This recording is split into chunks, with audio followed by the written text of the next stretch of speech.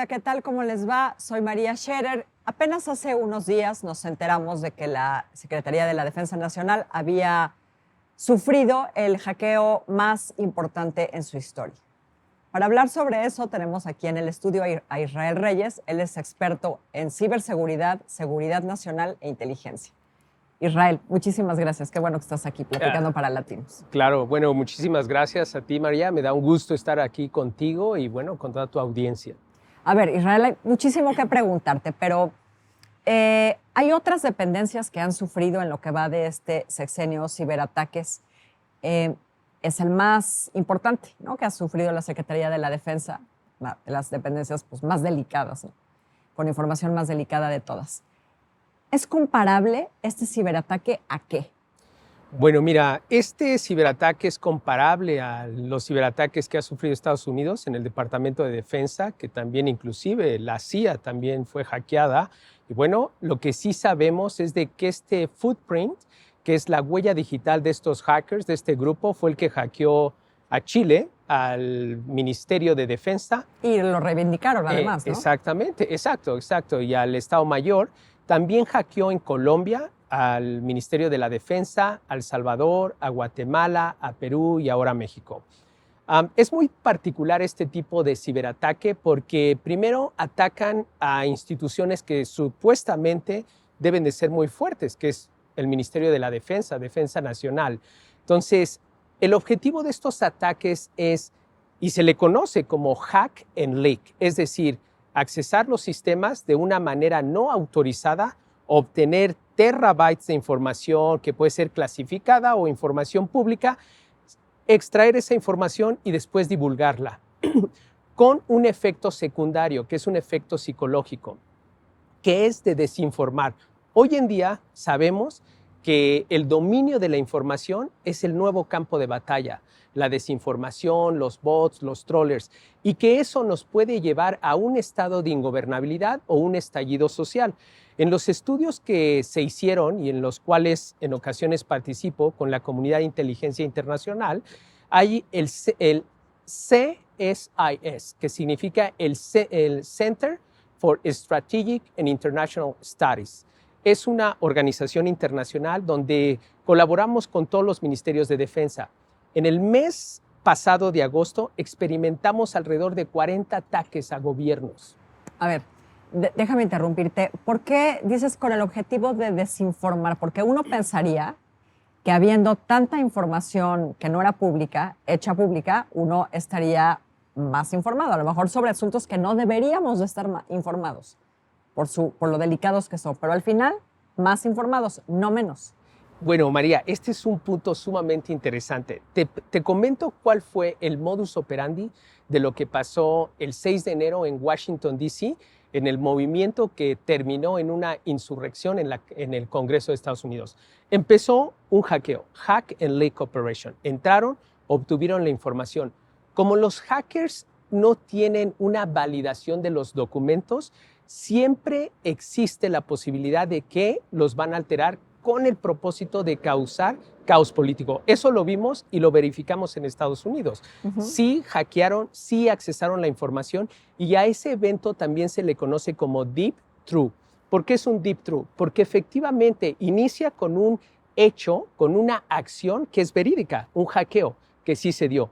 Automáticamente cuando los hackers de los grupos que pueden ser no solamente Guacamaya, pueden ser Anonymous, puede ser Hidden Cobra, todos estos grupos que se les considera APTs, que son Advanced Persistent Threats, obtienen esa información. Y esa información de una manera muy maliciosa, de donde salen las teorías de conspiración, las divulgan en las redes sociales y no hay mecanismo de verificación. Lo mismo pasó en Colombia. A ver, en este caso específico, ¿no? Por lo menos es un montón de información, ¿no? 6 terabytes es una barbaridad de información. Millones de documentos. De lo poquitito que se ha dado a conocer, ¿no? Y específicamente en lo que tiene que ver con la salud del presidente, por ejemplo. Él ha confirmado que lo que se ha reportado, que lo que se reportó en Latinus es cierto. Entonces, podemos estar seguros de que alteraron una parte de la documentación o no. Yo, como experto internacional en ciberseguridad y seguridad nacional, sabiendo que esta información viene de un grupo de hackers donde no están pidiendo dinero, donde su objetivo es socavar la credibilidad de las instituciones, te puedo decir y garantizar que efectivamente va a haber información que está modificada y que está alterada. Eso, en el aspecto de los récords médicos del presidente, no lo sé. Ahí no bueno, puedo opinar. Él ha dicho que es cierto lo que está en esos reportes. Exacto. Pero en lo demás te garantizo que sí. ¿Por qué ese modus operandi lo vimos? Lo vimos en Colombia. En Colombia, en abril, cuando se hizo el estallido social, fue por un hackeo que se hizo al sistema tributario. Después esa información se dio en redes sociales y terminó en una revuelta. Ok. Israel, tiene que ver, o sea, lo que de bote pronto he leído, ¿no? Es que el hackeo, la posibilidad de hackear a un ministerio de la defensa, como ha sucedido en varios países de América Latina, ahora tiene que ver con los recortes de tecnologías de la información. Supongo que no es tan simple como eso. No, mira, definitivamente no, porque mira, si hackearon a la CIA, Departamento de Defensa de Estados Unidos, exacto, a Hillary Clinton, a John Podesta, no. Yo creo que aquí el fondo es que estamos ausentes de marcos jurídicos. Entonces, al nosotros tener ahorita un sistema fuerte para regular la parte terrestre, marítima y aérea, pero estando carentes en el ciberespacio, nos deja sumamente vulnerables. De hecho, ahora que estoy colaborando con el senador Kenneth Pong de Chile, estamos creando la Ley General de Ciberseguridad para que pueda emanar de ahí la creación de la Agencia Nacional de Ciberseguridad. Eso ahorita lo estamos haciendo en Chile debido a estos eventos que se han dado del hackeo. Entonces, si en México tenemos ausencia de los marcos jurídicos y no tenemos una Agencia Nacional de Ciberseguridad y Protección de Infraestructura Crítica, realmente quedamos sumamente vulnerables. Por eso he promovido esa creación de marcos jurídicos, restablecer el sistema de seguridad nacional, pero desde la perspectiva del riesgo cibernético, porque los hackeos se están dando a nivel exponencial, principalmente después del 20. O sea, nunca hemos tenido un organismo, una institución como se necesitaría. No lo hemos tenido. Inclusive Inglaterra, Estados Unidos actualmente están creando también los marcos jurídicos. El año pasado hicieron la CISA, que es el Cyber Security and Infrastructure Security Agency, precisamente para poder prevenir, castigar y detener estos ciberataques que se están dando en Estados Unidos, como el Colonial Pipe, como el GBMS y el SolarWinds. Entonces, si no tiene que ver solamente con los recortes en las compras de tecnología o con la falta de personal especializado, ¿no? Que también dicen que tiene que ver con este asunto, exactamente cómo un mejor marco jurídico, no hay una institución encargada, haría más invulnerable, ¿no? Nuestros sistemas de información. ¿Cómo? Ok, efectivamente, María. Mira, bueno, si nosotros nos trasladamos para ver como ejemplo el sistema regulatorio marítimo aéreo, que está sumamente regulado, tenemos las agencias que cuidan y velan por ese marco jurídico y por esa tutela que da el Estado de Derecho. Bueno, en el ciberespacio, como la tecnología avanza a una velocidad del Internet exponencial, los sistemas jurídicos se van rezagando. Y eso aprovechan los actores maliciosos, los hackers, con el anonimato, con la distancia que existe en el ciberespacio entre México y hackers de Norcorea o hackers de otros países que están en otro continente. La distancia es un clic, son 150 milisegundos. Como no hay marco jurídico y como no hay convenios internacionales, todos esos delitos quedan impunes. Entonces, ¿qué es lo que vemos? Más y más y más ataques. Porque te voy a decir algo, la información es poder. Quien tiene la información tiene el poder. Si bien estos hackers obtuvieron ahorita 6 terabytes de información, te aseguro que ahí va a haber documentos, fotografías, comunicación entre generales, entre secretarios, que es sensible. Y a lo mejor alguno de ellos puede vender esa información en el dark web, que es lo que más se conoce, y de ahí va a venir extorsión. Va a decir, bueno, mira, tengo esta información tuya y yo creo que a nadie le convenga que salga. Y es donde ya empieza la extorsión. Pero si tú ves qué pasó en Banxico, con el sistema de pagos electrónicos interbancarios, con Pemex, con la Secretaría de Economía, inclusive con Estados Unidos, ¿dónde están los hackers? ¿Quién los persigue? ¿Quién los encuentra? Pues no los encuentran, porque hoy en día es suficiente tener un teléfono para yo infiltrar un código malicioso en una persona que trabaja en una institución y que contamine esa institución con el código malicioso. O puede haber un actor malicioso adentro de la institución que me dé información que yo la puedo utilizar para hacerle un hackeo y vender esa información porque a alguien le va a interesar y alguien puede pagar por esa información. En este momento, ya que fue filtrada la información una vez, puede estar ya en manos de cualquiera. Efectivamente. Es como cuando yo mando una foto por internet, se puede duplicar, triplicar exponencialmente. Una vez que la información ya está en el internet, ya no hay fronteras y ya no hay control de esa información. Y aún peor, esa información se puede ir manipulando, se puede ir haciendo hasta inclusive una teoría de conspiración que sin duda alguna va a socavar la credibilidad de la institución o de la persona y también va a generar una percepción errónea en las personas. Y ahí es donde nosotros decimos que por eso vulnera al Estado de Derecho y vulnera la seguridad nacional. En realidad, estos ataques de hack and leak no son un ataque a la institución, es un ataque al bien colectivo y al interés social de una nación. Por eso es seguridad nacional. No se trata de que hackearon a Israel Reyes y le exhibieron sus fotos o sus correos electrónicos. Estamos hablando que es una institución que debe de ser la más fuerte, la más simbólica. Claro, cobra otra dimensión cuando se trata de la Secretaría de la Defensa, ¿no? Aunque sea gravísimo que hackeen a Pemex o a la Secretaría de Economía. En el caso de la Defensa, pues crea una percepción pública espantosa. Exacto. De absoluta indefensión. Exacto. Por eso insisto. Y hice un llamado, inclusive le hice el llamado al Ejecutivo y también al Legislativo, que ahorita es tiempo de sentarse en una mesa redonda, porque esto es multipartidista, esto es México, esto es seguridad nacional. Y esto nos puede llevar a un estado de inestabilidad social y política, principalmente si estamos en elecciones. O sea, si hackearon a la Sedena, ¿qué es la Sedena? Tú dime, institutos electorales, estatales, Instituto Electoral, Tribunal Federal Electoral, son sumamente vulnerables a este tipo de riesgo cibernético.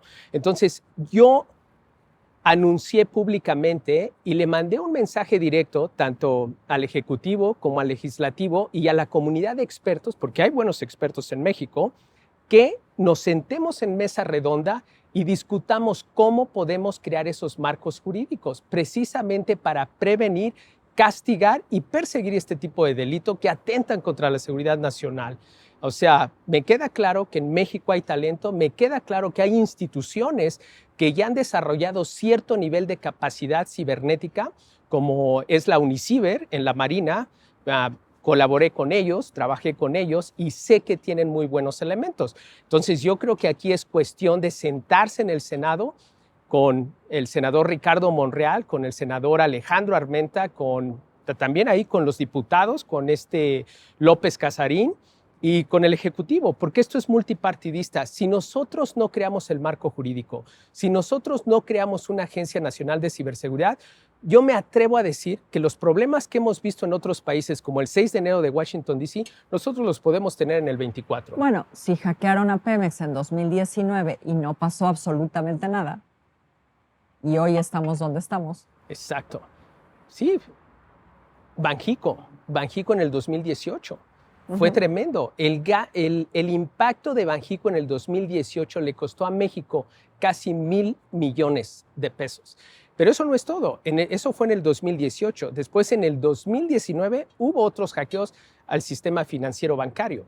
Entonces, como te decía, María, mi preocupación no es lo que ya pasó. Mi mayor preocupación y lo que no me deja dormir tranquilo es lo que pueda pasar. Israel. Ya pasó lo que pasó, ¿no? Y ha pasado lo peor lo que nos había pasado hasta este momento. Después de un ciberataque como el que sufrió la defensa, ¿por dónde empiezas para volver a resguardar la información o para poner a salvo a personas que pueden estar en riesgo o para replantear una operación que a lo mejor iba en curso y que ahora ha quedado expuesta? ¿Qué está haciendo la defensa o qué debería de hacer la defensa a partir del jueves? Bueno, mira, es importante lo que me preguntas, María. El problema de esto, y la respuesta es difícil porque la pregunta es difícil, es multidimensional. Si hackearon, y yo te preguntaría esto a ti, yo te lo preguntaría, si hackearon a la defensa, ¿a quién más no han hackeado y aún no nos hemos dado cuenta? Número uno.